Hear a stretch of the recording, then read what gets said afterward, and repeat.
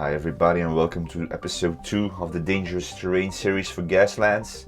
In episode 2 I made a bunch of easy to make metal barriers and a couple of death traps inspired by the movie Deathrace. Quick shout out and a thank you to all my old and new subscribers. We are on the way to 500. If you haven't subbed yet, please do. I want to thank you all for watching and welcome to the workshop.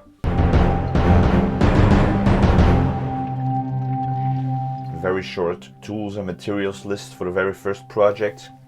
The bottle caps are from milk cartons that I saved up, and then to give them a little bit of interest I sculpted on, in this case milliput, but you can use whatever you want, to simulate some heaps of dust and dirt against the metal pylons.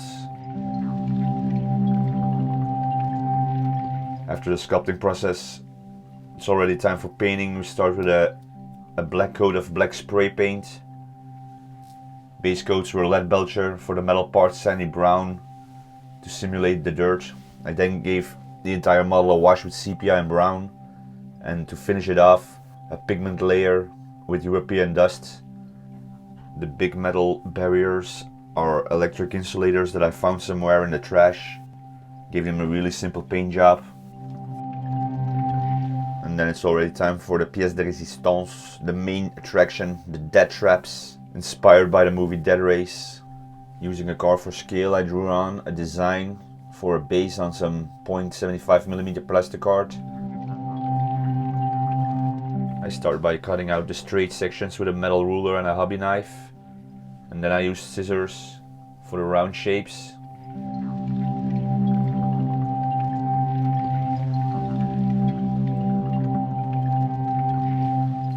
I keep refining the shape until I'm happy with the result. Something like this. And then it's time to start with building up the platforms. I use 3mm foam board, measured and cut so they fill up the plastic art bases. Then I'm going to remove the center from the 3mm foam board.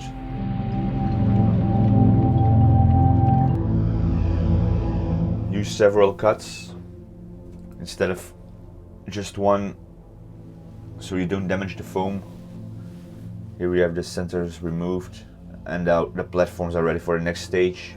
I start by scoring the plastic art so the milliput has something to hold on to. And then I use my sculpting tool. I want to simulate again heaps of dirt and soil lying against the platform. And give the putty sufficient time to dry, and then it's time for the next step. I use plastic putty by Vallejo at the inside to mask up the foam board a little bit. Not really a necessary step. And then finally, for the platforms, with some PVA glue, I applied the usual sand mixture. And let's go on with the construction of the death trap itself. Here is a list with the materials to give a sense of scale. The styrene H-beams are 4 centimeters. And then we start by building up the platform first with a strip of foam board, to which we glue the H-beams, and then we build up a couple of platforms with H-beams, glue it to the piece, so at the end we get 3 rows ready to greet the cars with their massive destruction. A bit of detailing at the back and a bit of detailing at the top and the sides, and then we're ready to start with the next step in the project, which are the removing doors, the removing trap doors to which the death construction can rise. I started up by cutting out a square of cardboard, give it a little bit of detailing, and then a black base coat. And because we are going to paint a pattern on the gates, for this we use masking tape. I divide the masking tape into equal sections. Do the same for the center. It's important to get these measurements right, because they will help you to get your lines straight for the striping pattern that we are going to apply. Now this is a sped up video, of course. Take your time for this process so it's as accurate as possible to give it a more realistic appearance.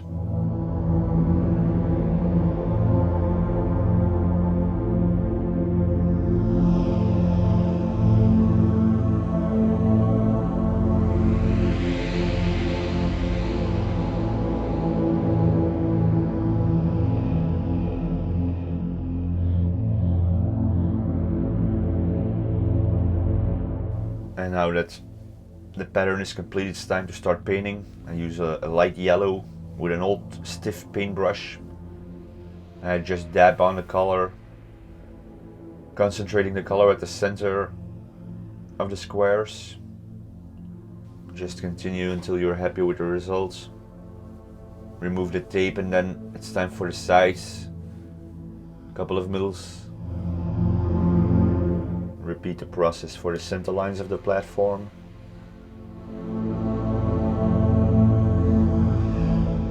And then a quick touch up so you get rid of those little black lines you can see. Allow to dry sufficiently. Then a final step is again with a stiff brush, black dots at the sides to simulate the wear and tear on the paint. And then as a final step I did the same, but this time with lead belcher. Now for the platforms, these were painted with a black base coat and again lead belcher for the metal parts. When this was thoroughly dry, I glued in the trapdoors. And it's time for a bunch of washes, a bunch of weathering. Started with sepia. I worked myself from the corners to the center. Don't have to hold back with the washes. And then the second layer was my special rust mixture that I used on Muncher and Cruncher in the first episode. This is the result. Time for the soil. I used sandy brown, again the same color that I used throughout the entire project for my Gaslands scenery. I applied this with an airbrush. Then I applied a highlight of Iraqi sand just to break up the color a little bit. I don't care about overspray as it's all good to simulate dust that's lying on the metal. Then the final step is a bit of brown wash over the soil, and we're on to the painting for the metal construction. Started with a black base coat and then a good dry brush with again lead belcher,